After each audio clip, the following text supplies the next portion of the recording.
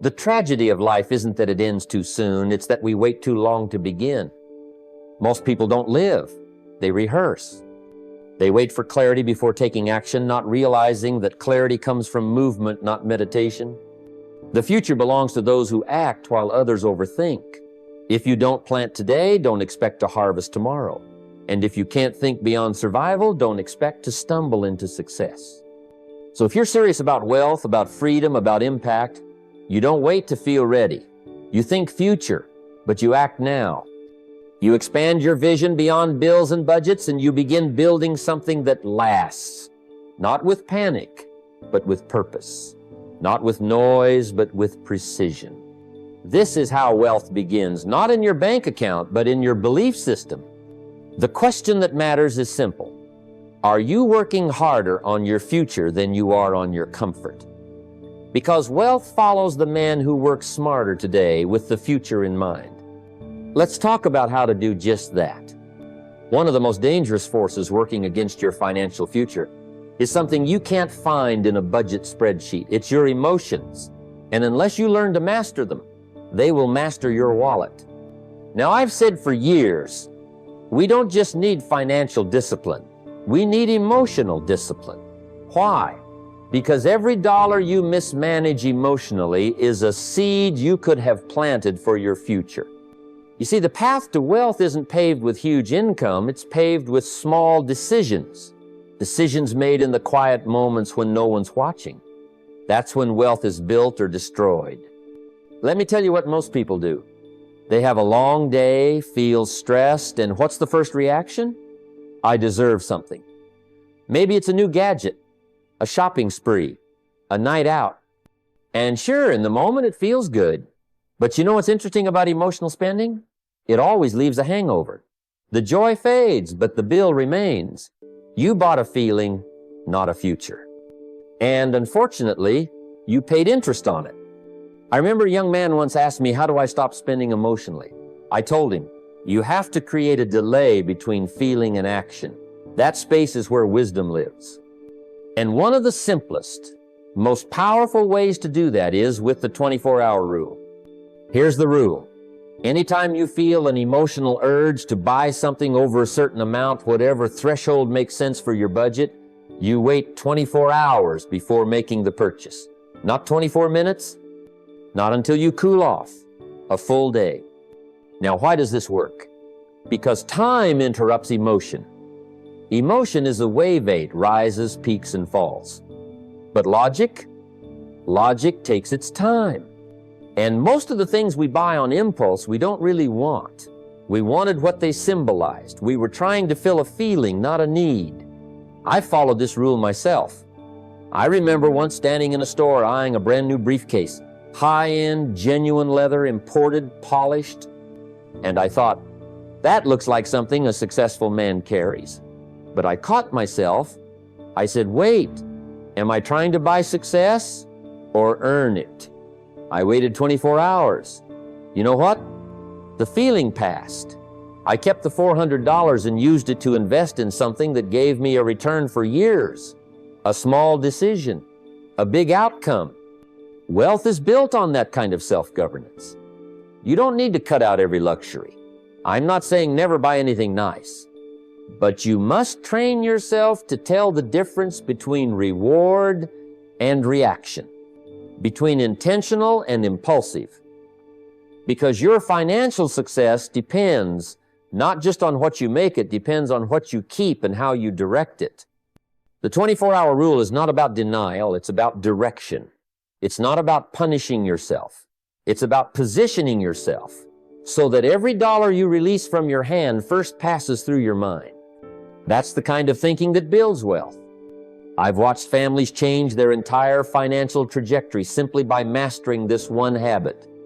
They stopped living at the mercy of their moods and started living at the mercy of their mission. They stopped asking, can I afford it? And started asking, does this serve my future? That's a question that'll build you a fortune. Now, let's go a bit deeper. Emotional spending doesn't just show up at the mall. It shows up in the grocery store when you're hungry. It shows up in online shopping carts at 1 a.m. when you're lonely. It shows up in rushed decisions during the holidays when you want to impress or appease. That's why the 24-hour rule isn't just a money tool, it's a mind tool. It teaches you to pause, to reflect, and most importantly, to rewire your habits.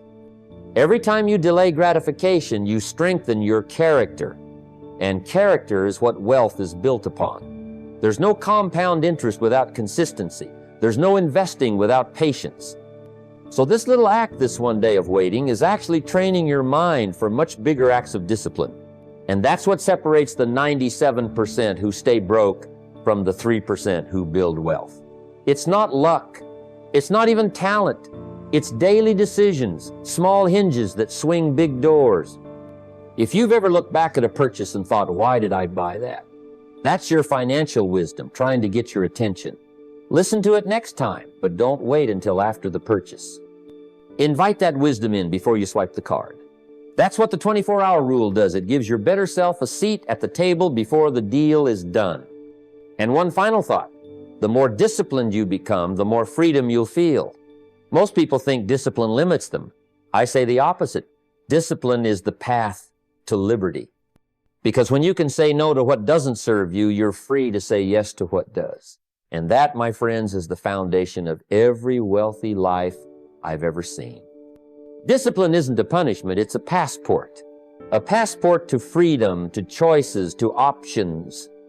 And the 24-hour rule is just one stamp on that journey, but it's a stamp that could save you thousands, build your confidence, and move you closer to financial independence, one decision at a time. It's an interesting thing about life once a little more money starts coming in, most people feel the need to let it show. They get a raise, and suddenly the car needs to be upgraded. The wardrobe gets flashier. The apartment gets fancier. The dinners get more expensive. And before they know it, their new income disappears just as fast as the old one. Why? Because they didn't increase their thinking along with their earning. You've got to be careful. That right there is the trap, the lifestyle trap. And it's subtle. It creeps in wearing the disguise of reward. I've earned this, people say. And yes, you ought to enjoy the fruits of your labor. But if you eat all your seed, don't be surprised when there's no harvest. One of the most dangerous things you can do on the journey to wealth is to confuse income with freedom. Income is only part of the equation. What really builds wealth is discipline. It's what you keep, not just what you make. I remember early in my career, I had a little taste of success. I'd made some money giving talks, closed a few good deals, and suddenly I thought, well, time to live like it. So I bought the new suit, upgraded my car, started eating at the places where the rich folks eat. And you know what happened? I was broke again, just wearing nicer shoes. I had increased my income, but not my intelligence. I hadn't built a system. I had built an appetite. That was a wake-up call for me. I realized if I wanted real freedom, if I wanted long-term wealth, I had to grow my assets, not my lifestyle. I had to become the kind of person who said, just because I can afford it doesn't mean I should buy it. Now that takes maturity, that takes vision, because here's the truth. The wealthy delay gratification. The broke seek it immediately. One is planting trees, the other is picking flowers. So, what do you do when your income starts increasing? You get smarter, not flashier. You take the difference between your old lifestyle and your new income and you invest it. You buy books, not boats. You build cash-flowing assets, not costly obligations. You find ways to put your money to work so it brings back friends. The key is to keep your lifestyle slightly below your income and stretch that gap as wide as possible. That gap is where wealth is born. Now you might ask, but shouldn't I reward myself for my hard work? Absolutely. But reward yourself strategically, not emotionally. Instead of buying that $5,000 couch, how about setting aside $500 a month for the next 10 months, investing it in a dividend stock or business idea, and letting that income stream buy the couch later? The goal is to create a system where your assets pay for your lifestyle and not your labor. That's how the wealthy live. I once met a man making $250,000 a year who had nothing saved. He looked rich, but he was one paycheck away from broke. And I also met a janitor who never made more than $35,000 a year, but retired with over $1 million because he invested $300 a month consistently for 40 years. What separated them? Not income or discipline, not opportunity thinking. See, most people want their lifestyle to reflect how successful they are now.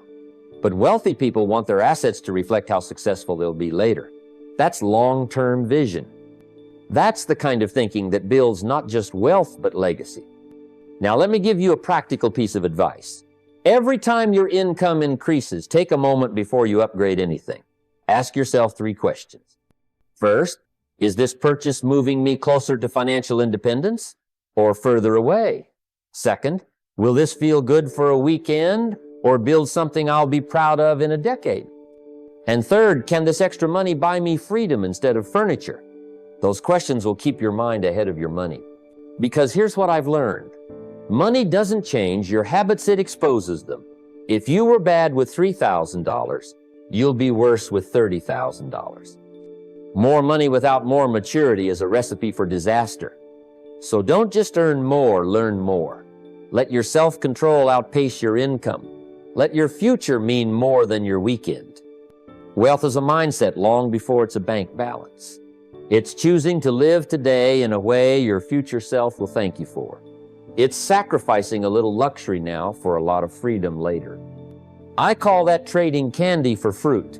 Candy is quick and sweet, but gone in seconds. Fruit takes longer to grow, but feeds you again and again. So, avoid the trap. Don't let lifestyle creep eat your dreams. Let your income increase your investments before your image. Use your earnings to build, not just to brag. Because true wealth whispers, it doesn't shout. It shows up in time freedom, in generosity, and peace of mind, not in flashy cars or big houses you can't sleep in because of the stress. Remember, it's not about deprivation, it's about direction. It's not about saying no forever, it's about saying yes to the right things at the right time. And wealth always rewards those who master that timing. Live like no one else today, so you can live like no one else tomorrow. Let me share something that changed the way I approach success. And not just in business, but in finances, in discipline, and in life. It's the idea that what you see consistently, you act on consistently. You see, the mind is a goal-seeking machine. But here's the secret most people miss. It works best when the goals are in front of your eyes, not hidden in a drawer or buried in your phone somewhere under 20 other notes. If you want to build momentum towards your financial goals, don't just think them. Don't just write them. Visualize them daily. I'm talking about something simple but powerful, visual trackers. I'm talking about the kind of thing you put on your wall, your whiteboard, or your mirror someplace where you can't avoid it. Because what you avoid, you forget. And what you forget, you'll never change. Now, I didn't always do this. In my younger years, I'd set a few goals in January, then forget what they were by March. I had ambition, sure. I had drive, but no visual clarity. It wasn't until I started seeing my progress or lack of it every day that my results really began to take off. Let me give you a practical example. I once had a goal to eliminate a $10,000 debt that had lingered too long. I could have just set a reminder on my calendar. I could have written it in my journal. But instead, I bought a $5 whiteboard and drew a giant thermometer with 10 segments, each one representing $1,000 thousands. Every time I paid down a chunk, I filled in another section in red. And every time I walked past that whiteboard, it reminded me, this is where you are. This is where you're going.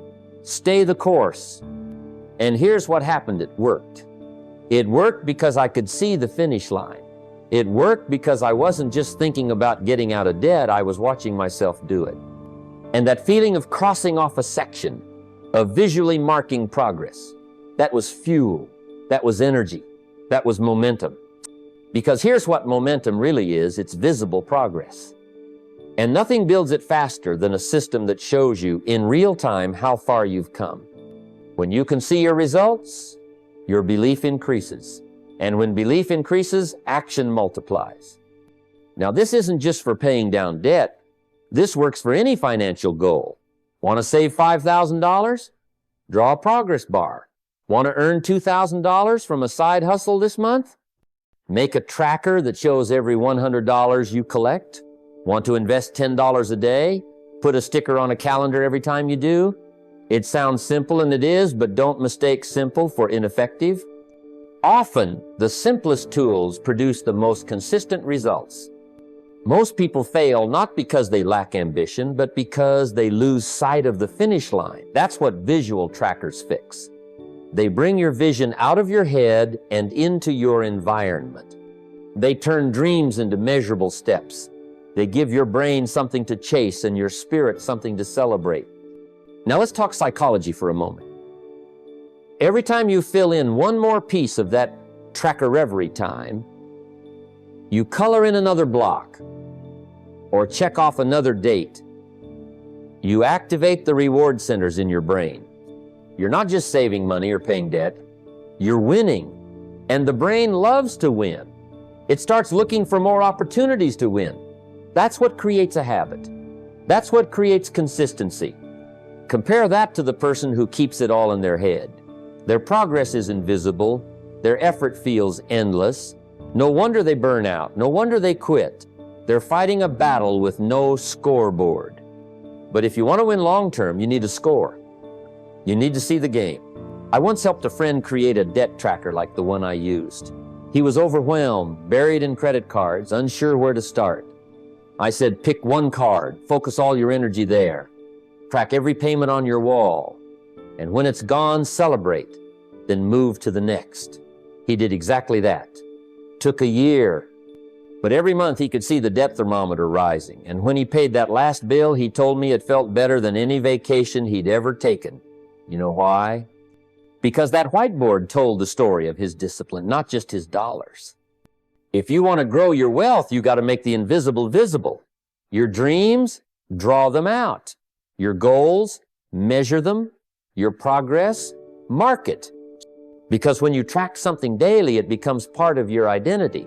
You don't just become someone who wants to save, you become someone who does. You don't just try to build wealth, you embody the habits that create it.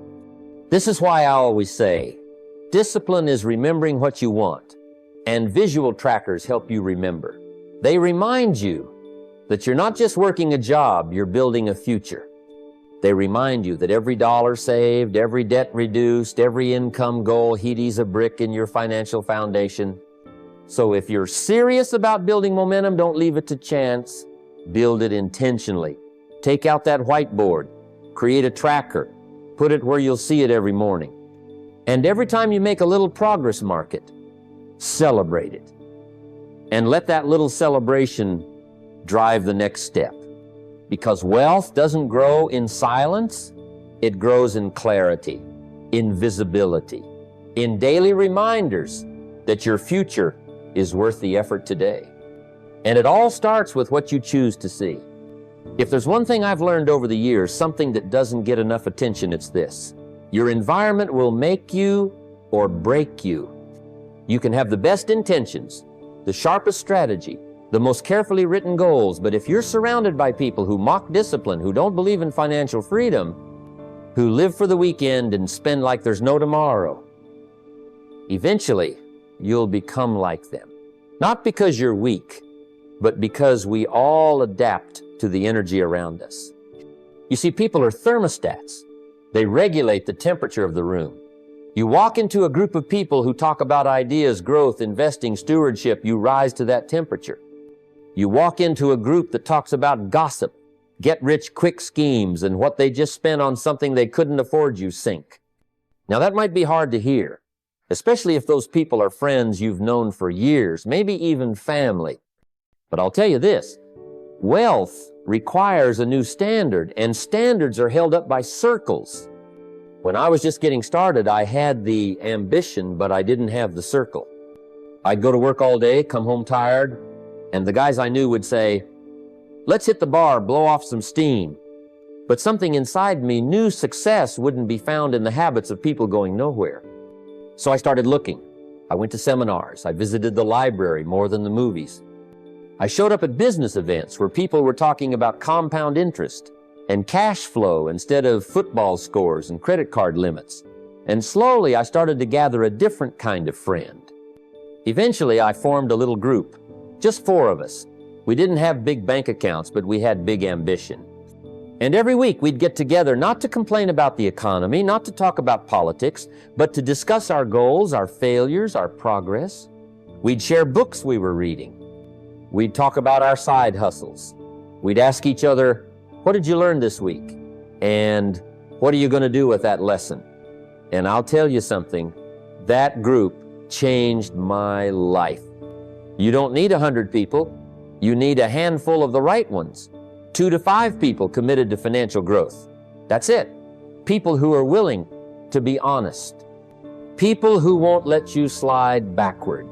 People who challenge you, celebrate with you, and call you out when you make excuses. See, one of the greatest wealth-building tools isn't a spreadsheet, it's accountability. A good circle doesn't just support your goals, it sharpens them. And here's the powerful part. When you speak your goals out loud to someone who respects you, they start to matter more. You no longer just say, I want to save $5,000 this quarter. You say, I will save $5,000. Here's my plan. And then next week, you show up and they ask, how's it going? And if you didn't take action, you feel it not from guilt, but from growth pressure. That's what a good circle does. Now let's get practical. If you don't have a financial circle yet, build one. Look around your life who is serious about changing their future, who's already budgeting, reading, investing. If you can't find anyone locally, go online. There are groups, forums, mastermind calls where people meet weekly to grow together. Don't let geography be your excuse. Let it be your motivation. Start simple. Set a weekly call or coffee meeting. Keep it short an hour. Go around the circle. Share your weekly win. Share your weekly struggle. Share what you learned and what you'll do differently. Then ask each other, what's your target this week? It might feel awkward at first. That's okay. Growth is always uncomfortable before it's powerful. But stick with it. And let me say something about leadership here. You don't have to be rich to start this circle. You just have to be serious. You don't need all the answers. You just need to create the space. You don't wait for wealth to find your tribe. You build the tribe that brings the wealth. Now, over time, something remarkable happens. These small conversations turn into massive breakthroughs. You realize your patterns. You learn new strategies. You see how others are growing and you borrow their momentum. And your circle becomes more than a group, it becomes a greenhouse for your future. You start to act differently because you believe differently. And that belief, it's contagious. That's the power of shared discipline. But here's the final warning. Just as the right people pull you up, the wrong people can keep you down.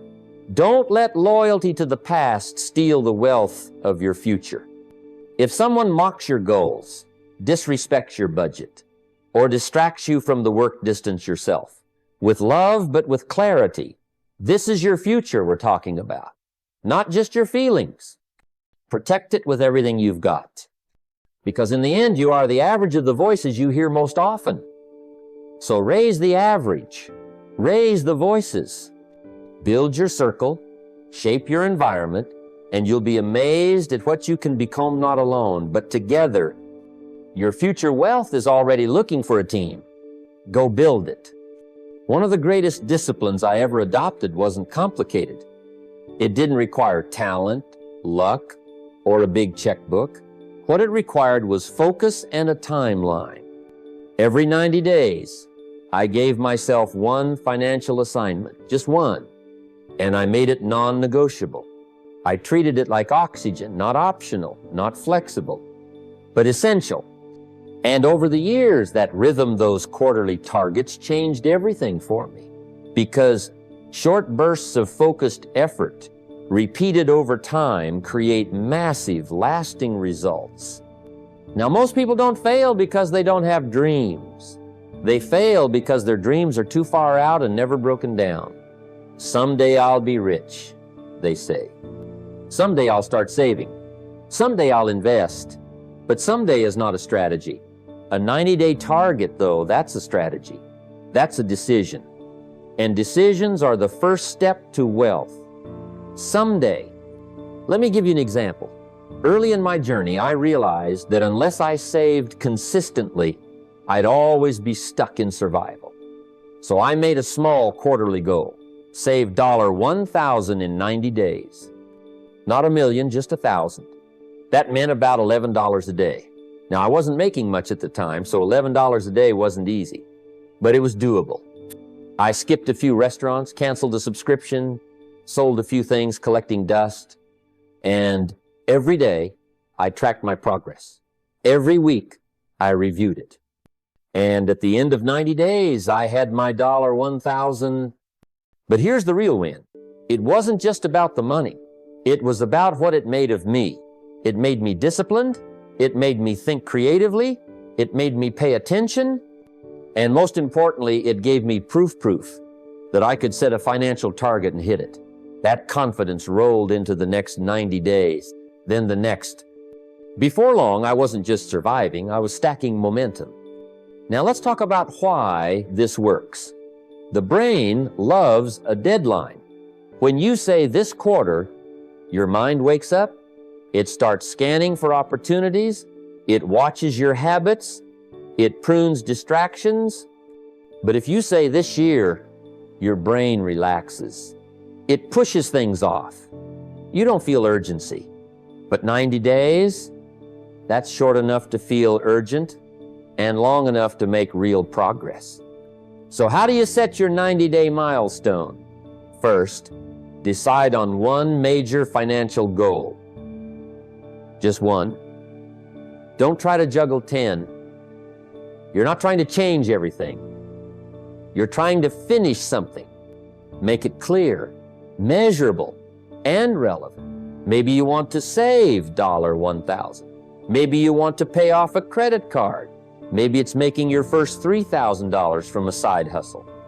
Whatever it is, pick a number, pick a deadline, and write it down. Second, break it down into monthly checkpoints. If your goal is $1,000 in 90 days, that's about $333 per month. Then break that down further. That's around $83 a week. Suddenly, your big goal becomes a small weekly game.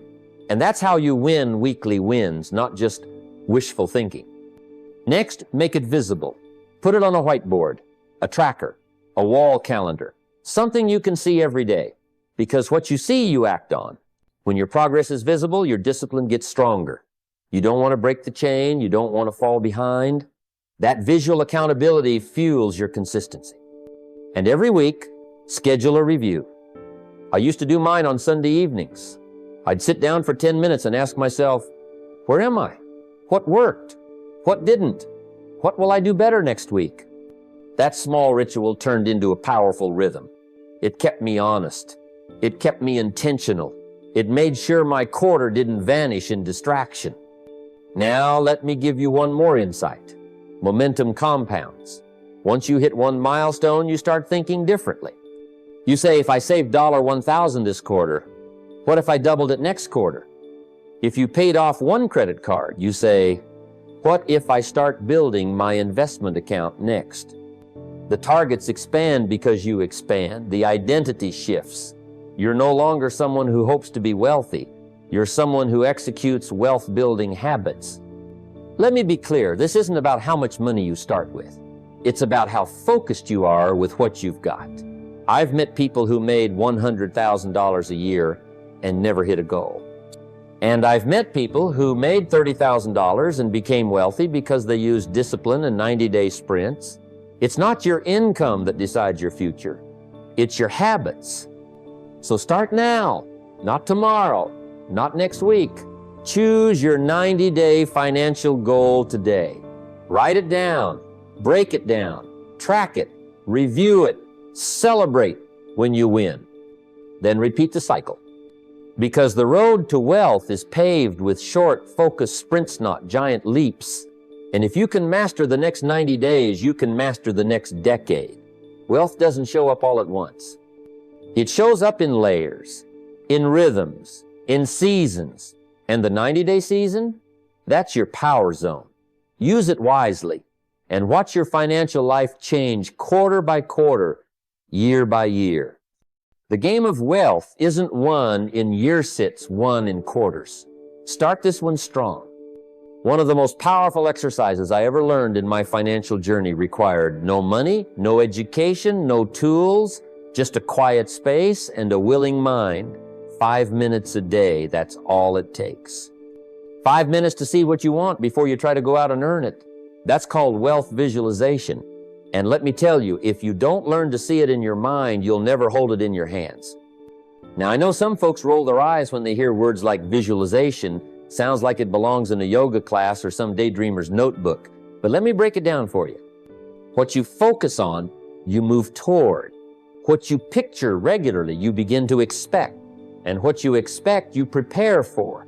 You attract not what you want, but what you're ready for. And visualization gets you ready. Let me take you back to when I had nothing broke, behind on my promises, in debt. And someone said to me, start seeing your ideal financial life every day. I laughed. I thought, how can I picture a bank account I've never had, a home I've never lived in, a lifestyle I can't even afford lunch toward? But I tried it, and not once. I committed to 5 minutes a day every morning before the noise of the world kicked in. And slowly, something changed. Not in my bank account yet, but in me. My eyes started to spot opportunities I'd ignored before. My ears tuned into conversations I used to overlook. My brain started connecting dots that used to seem like random noise. Why? Because what the mind rehearses, the body starts to pursue. Wealth visualization isn't magic, it's mental preparation. It's planting seeds in the soil of your mind. You see the dream, and then the brain, your faithful servant, starts looking for ways to close the gap between where you are and where you see yourself going. So how do you do it? It's simple. Every morning, before the emails, before the distractions, find a quiet place, sit down, close your eyes, and see it. Not vaguely clearly. See the numbers in your savings account. See the kind of work you're doing, the clients you serve, the office you walk into, the peace on your face when the bills are paid in advance and your investments are growing without worry. Don't just picture it, feel it. What does financial peace feel like? What kind of decisions would you make from that place? Who would you help? What kind of person would you be? Now write down a few notes, just 1 or 2 sentences. I saw myself earning $10,000 a month. I saw my debt-free lifestyle. I saw myself helping my parents retire. Keep a little journal. Over time, those visions become blueprints, and your daily life begins to follow what your mind rehearses. You see, most people visualize without knowing it. They spend 5 minutes every morning worrying. They see the bills stacking. They picture the worst-case scenario. They run fear-based movies in their mind and then wonder why they stay stuck.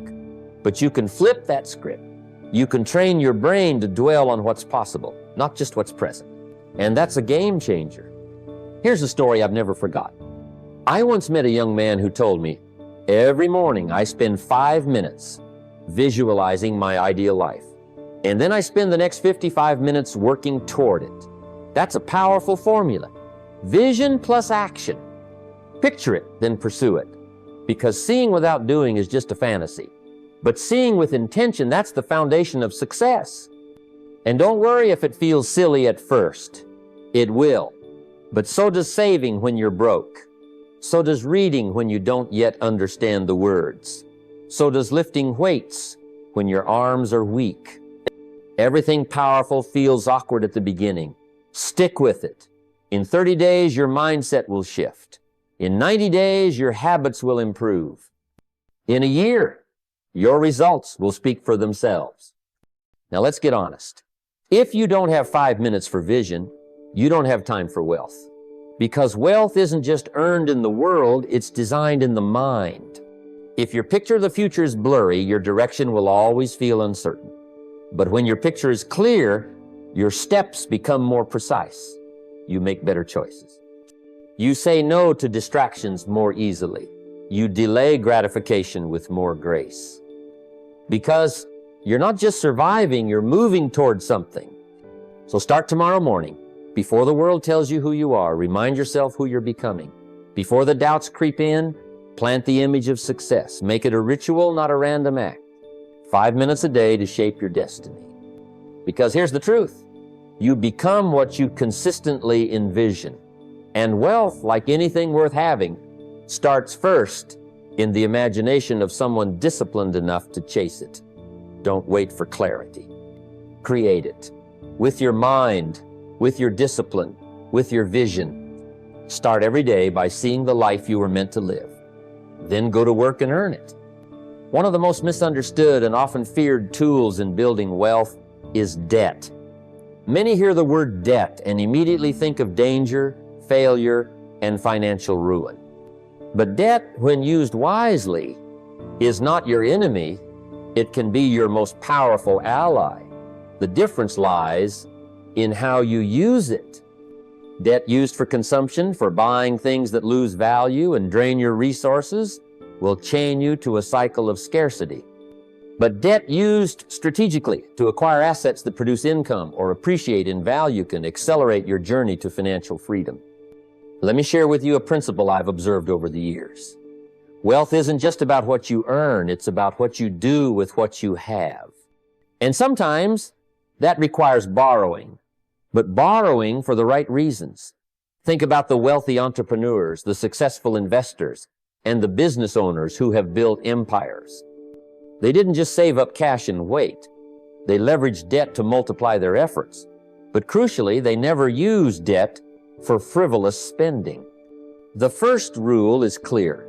Never borrow money to buy liabilities, things like expensive cars, vacations, or gadgets that depreciate the moment you take them home. That's a trap. Instead, borrow only for assets that put money back in your pocket. Real estate is a prime example. Taking a mortgage to buy a rental property that generates steady income is debt working for you, not against you. The rent you collect pays the loan and eventually leaves you with a valuable asset. Another example is education.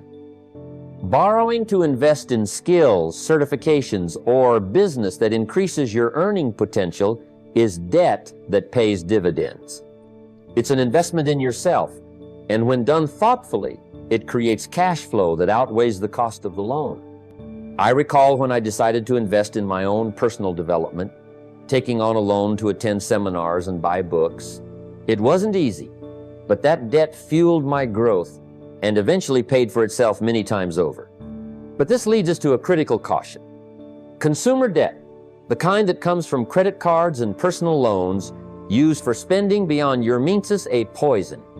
It drains your resources, causes stress, and keeps you trapped in a cycle of minimum payments and growing balances. The best way to handle consumer debt is to pay it off aggressively, often using the snowball method, paying off the smallest debts first to gain momentum and motivation. Using debt strategically also requires discipline.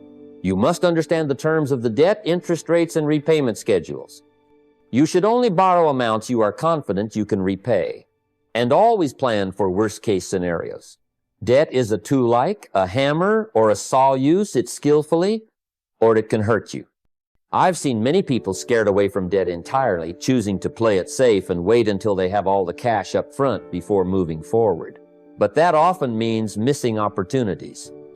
Wealth isn't built by waiting for perfect conditions. It's built by making smart moves with the resources you have sometimes borrowed while managing risk wisely. In my own experience, borrowing to invest in business opportunities accelerated my path. It was never about reckless spending, but about calculated moves. When you use debt to build assets, it becomes a bridge from where you are to where you want to be. So remember this, debt can either be a chain that holds you back or a ladder that lifts you up. It all depends on your mindset and strategy. Use debt only for what grows your income and wealth. Avoid it for consumption. Manage it wisely. Pay it off diligently. And watch as that tool becomes part of your wealth-building arsenal. The road to financial success requires mastering many disciplines, and learning to use debt strategically is one of the most powerful. Use it well, and you will move faster towards your goals. Use it poorly, and it will keep you in place. Choose wisely, manage your debt like a professional, and let it serve you in building the wealth and freedom you deserve.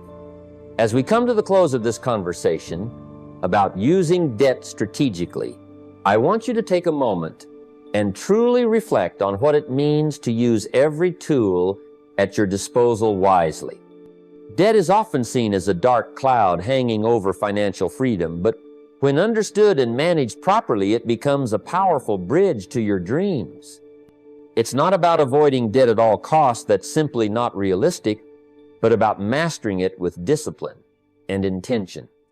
Remember, wealth is not built overnight, nor is it built by playing it safe or by avoiding risk altogether.